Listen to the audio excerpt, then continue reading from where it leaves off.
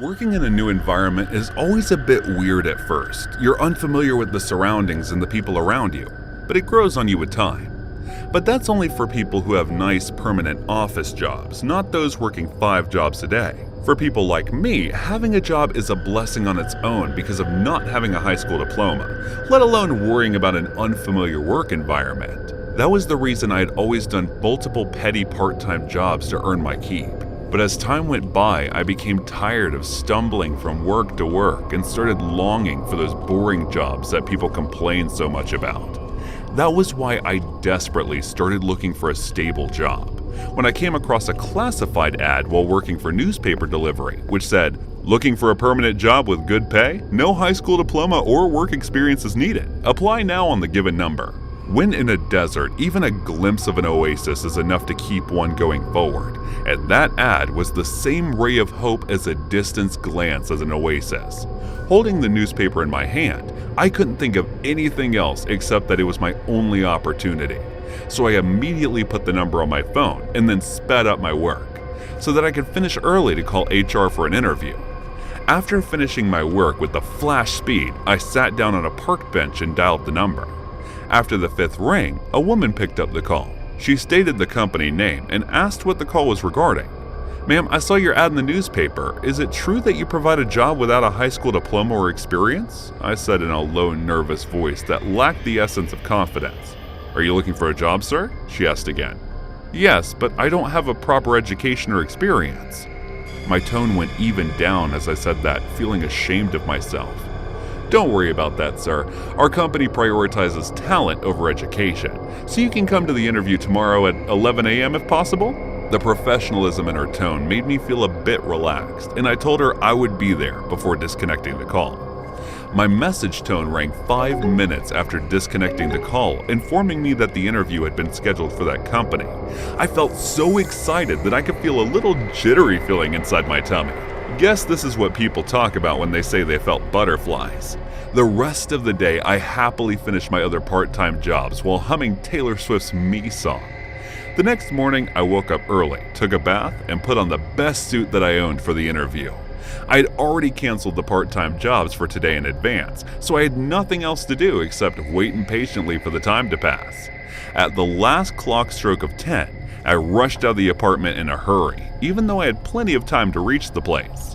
I got to the address at 10:25 a.m. and started waiting outside the building for the remaining time.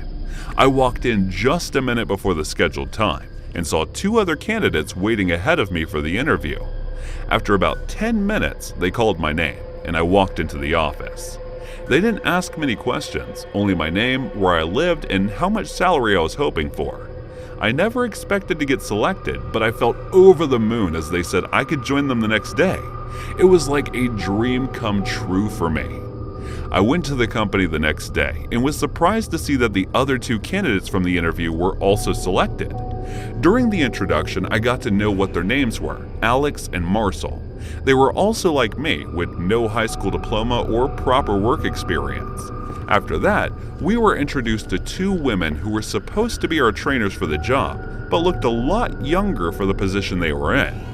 They told us that they were working with multiple banking companies and sold insurance on their behalf, so the next 5 days went by as they trained us on everything related to the work they did, which didn't seem all that hard, and each one of us was ready by the 6th day to start working. Everyone, the trainer, other employees, and even the company manager were so nice to us that I started to feel why I didn't find this company before. The 4 of us, Alex, Marcel, Kiara, and I, were in charge of selling the policies. There was another team who handled the payment process, and the rest were handled by the seniors. I was excelling in my work and receiving multiple raises from others, which was boosting my confidence tenfold. Just like that, a month went by, and the payday was finally approaching. The salary they had promised was so good that it almost felt unreal, and I was impatiently waiting for it to get credited to my account. It was finally payday, and I got to the office building earlier than usual when I saw the rest of them waiting outside early just like me. "Ready for your salary, huh, Carl?" Kira said in a happy tone as she saw me approaching, and I nodded with a big goofy grin on my face. "Let's have a drink after work today." It was Alex who suggested that as we walked into the elevator. Then let's go to that grill restaurant by the corner. I've always wanted to try that, Marcel said excitedly. Sure, let's do that. As I said that, the opening bell of the elevator door rang and we got to the floor. But we got surprised when we saw that the floor's gate had a huge lock on it, which was unlikely. An unpleasant knot started to feel in my stomach as we each called the team leader, manager, and other seniors' numbers, which were unavailable. All of us looked at each other with nervous looks. Everyone's expression was saying the same thing. But it was payday. We continued dialing their numbers, but all their numbers were turned off. I felt as if all of my energy had gotten sucked out of my body and just sat on the floor. Others were in the same state as me, and as we were sitting there hoping for someone to come and unlock the door while apologizing for being late, or for someone to jump out of nowhere yelling it was a prank, 6 hours went by. We decided to ask around the building about the company, only to find out that no one else knew about that. That was when we each received a call on our numbers from the police that we'd been using for the past few days for work, summoning us to the police station. They were doing insurance fraud and scamming people for money, and when they were reported by people, they fled, leaving the fallback on us. Luckily, we all had proof that we were working there after finding out the advertisement in the newspaper and the messages we received regarding the interview on our phones. And since there was no transaction recorded on the accounts, we were declared as victims too, and they left us another giving warning about these kinds of frauds while saying that they couldn't believe that people these days fall for fraud jobs just like that. As we were walking out of the police station, I couldn't help but think that I needed to work more part-time jobs. My dream to work for a normal company as a full-time employee with a boring life like other people had been brutally shattered. And I guess I'd never be able to work for something like that ever again, even if the real opportunity presents itself. The oasis I saw from a distance turned out to be a mirage. Hey guys, thanks so much for all the support. If you haven't subscribed to the channel yet, please feel free to do so. What are the most important factors to work peacefully and smoothly in a workplace? Yes, your work ethics and skills do matter, but what else besides that? One might say it's working in a good company, or it is your job that is the most important among all that. But the vital part is that we work with the right people. Our coworkers are the people who can make up the environment. For example, if you have the kind of coworker who always lifts the spirits and supports you, then even if you lack something in your work, you would feel a bit at ease during that period. But if yours is someone who always has a negative attitude towards you and is determined to make your life hard during work or even curses you all day, then even if you're perfect in your work, you might feel exhausted from all that negativity around you. Just as I have read this somewhere, naturally our coworkers have a hand in shaping the environment of our workplace. I have come to understand this by experiencing myself. After graduating from the nursing college with top grades and then completing my internship, I was hired as a nurse in a hospital. Within 6 months, with the help of my good performance, I was promoted directly to the expert nurse position. There was another nurse beside me who got the promotion to a higher position than me. Her name was Laura, and she was in her early 30s. With her nice nature and easygoing personality, the two of us got along pretty well. One day when we were working a bit late, she was called by our chief nursing officer, Samantha Hart, which was rare. It was the first time since we got hired that she had called for any of us. Rare indeed. As I continued working, I continued to wonder why in the world she called for Laura. I knew she didn't do anything wrong, so was this for another promotion? But it would be too early since we had just gotten a promotion a few days ago. About half an hour later, she came back with a troubled face.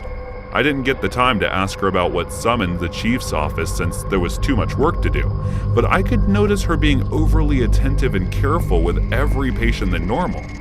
I waited for our shifts to end so that I could ask her about what happened, but by the time I was free after the shift ended, she was already gone. The next morning when the two of us were alone in the changing room, I asked about the previous day. And as she was about to tell me, Nurse Catherine, who was in her late 40s, walked in, which prevented my chance of getting to know what had happened.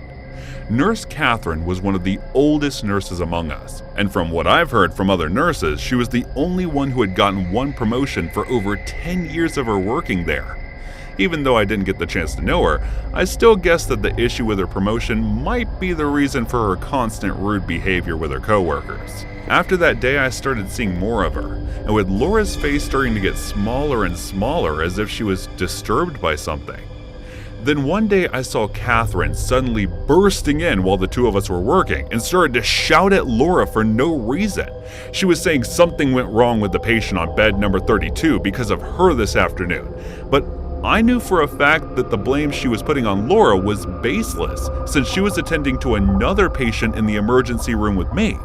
And when I opened my mouth to speak, she scolded me too, saying the two of us were always busy and gossip, which was why we were getting careless towards our patients. She was in no position to act as authority towards us just because she was older, and it pissed me off that she was blaming Laura for something she did wrong herself. The moment she walked away, I immediately asked Laura if the reason she was summoned the other day was something to do with Catherine. And by the way Laura looked at me with an unsettling emotion, it was written all over her face. This wasn't the first time she was getting blamed for something she did not do.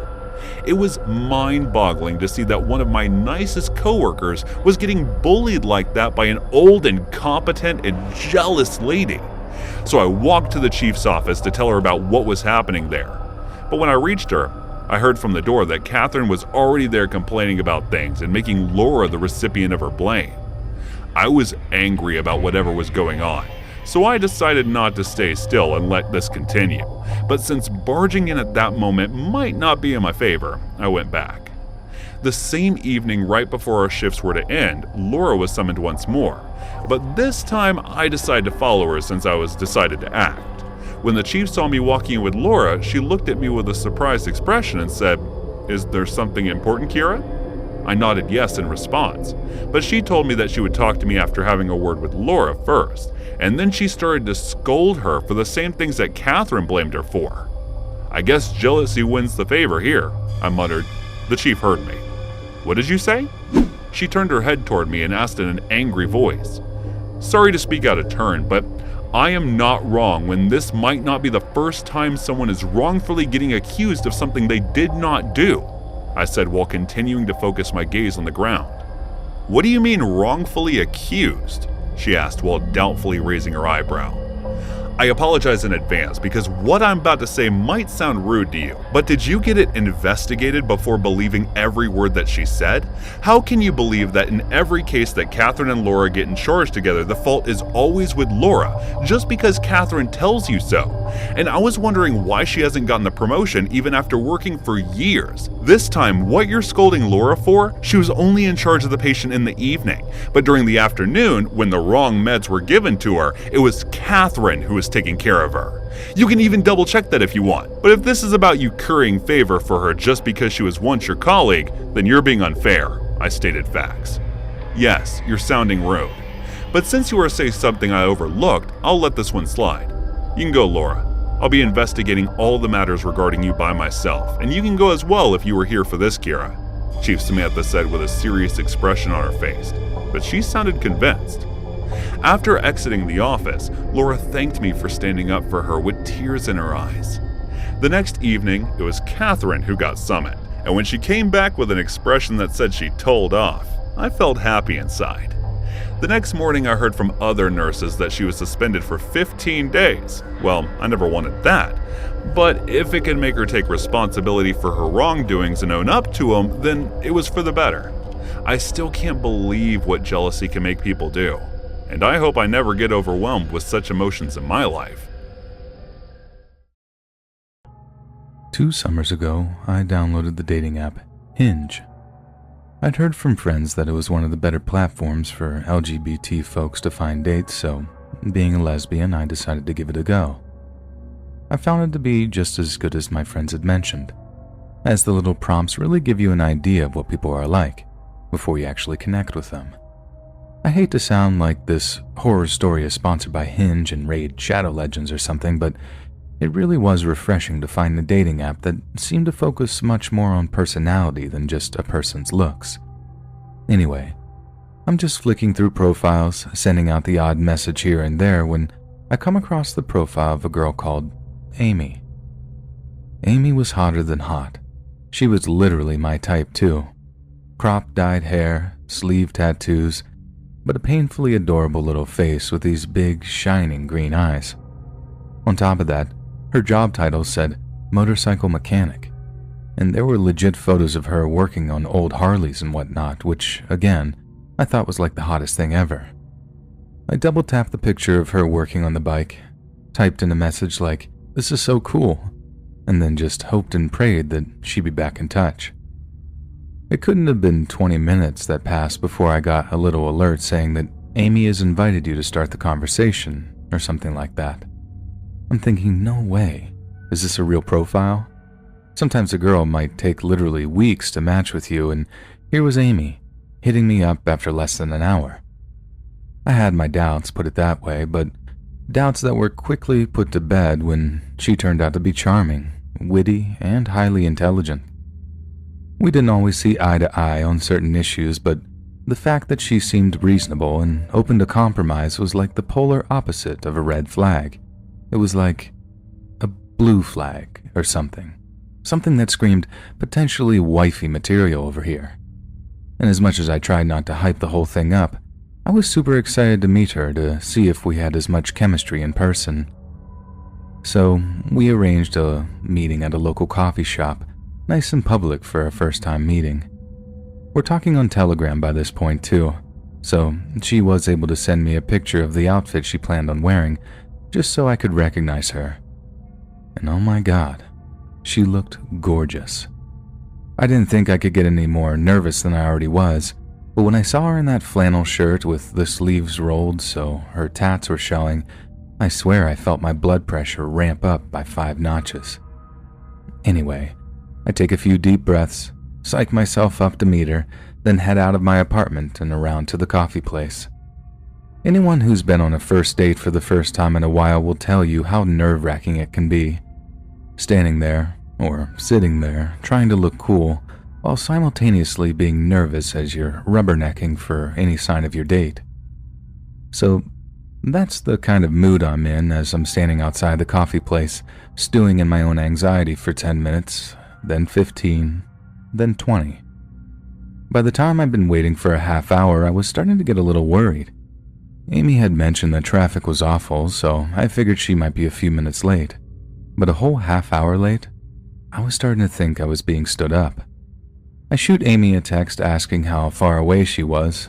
It takes a few minutes for her to see the message, but unlike her usual replies, which took a matter of minutes to type out, she doesn't send me anything.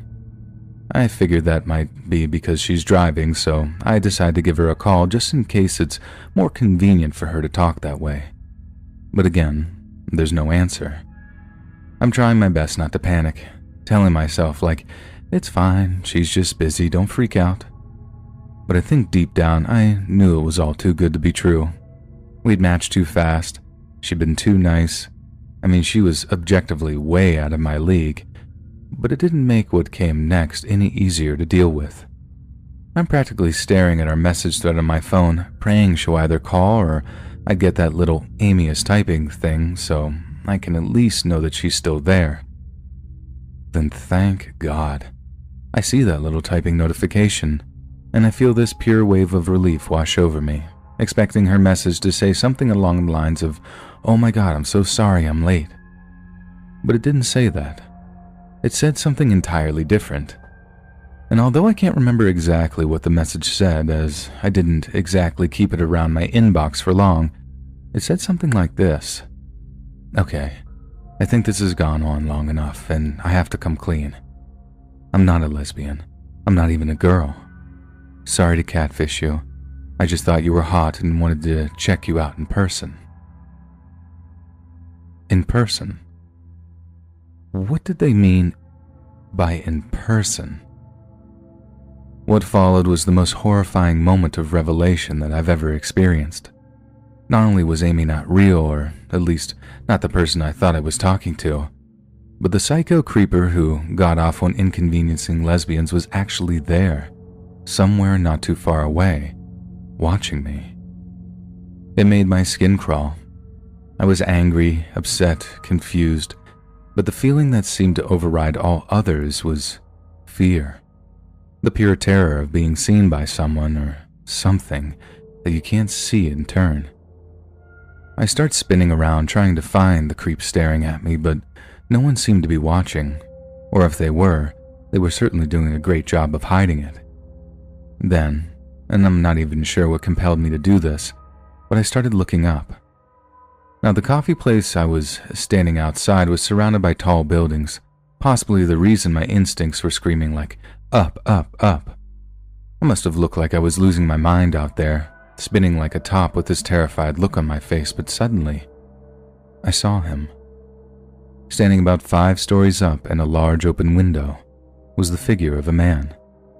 He was so high up that I couldn't quite make out his face, but he was definitely holding something in his hand, and I'd be willing to bet my left arm that it was a freaking cell phone. I'm guessing most of the units were apartments and they all had those large glass windows, but he was the only person I could see up there. It sure did look like he was staring down at me, but I didn't know for sure that he was staring at me. And then just when I figured I might just be imagining things and that there was no one actually watching me, just the sick troll that had tricked me into a fake date, he waved. The guy raised his hand and gives this slow, theatrical wave to make it perfectly clear that he was watching me. I swear to God I nearly puked right there and then. I was this horrible combination of nauseous and numb, and I've never felt like I was about to pass out in my entire life, but I feel like I came close right then. My head was just spinning with this this can't be happening. How could it be so dumb? No one that hot would ever like me. Of course it's a catfish. You're so stupid. Stupid, stupid, stupid. All I could do was just walk away with legs like jelly, wondering if I was going to scream or cry first. I've never felt so violated before, not without an actual crime being committed. I had zero recourse other than to report the Catfish account, and no matter how upset I was, it wasn't like I could get the cops to arrest anyone over it. So yeah, I walked back to my apartment in a kind of daze, fell onto my mattress and just ugly cried into a pillow for like a half-hour straight. It was seriously one of the worst days of my entire life, and it put me off dating apps for almost 2 whole years. Even now, I have to apologize when talking to girls because I know I sound overly paranoid asking for video dates or whatever. I guess I'm lucky. And I can kind of blame COVID, but honestly, I don't care how paranoid or overly cautious I might seem. After what I went through, I can assure you, you can never be too careful when it comes to meeting internet strangers.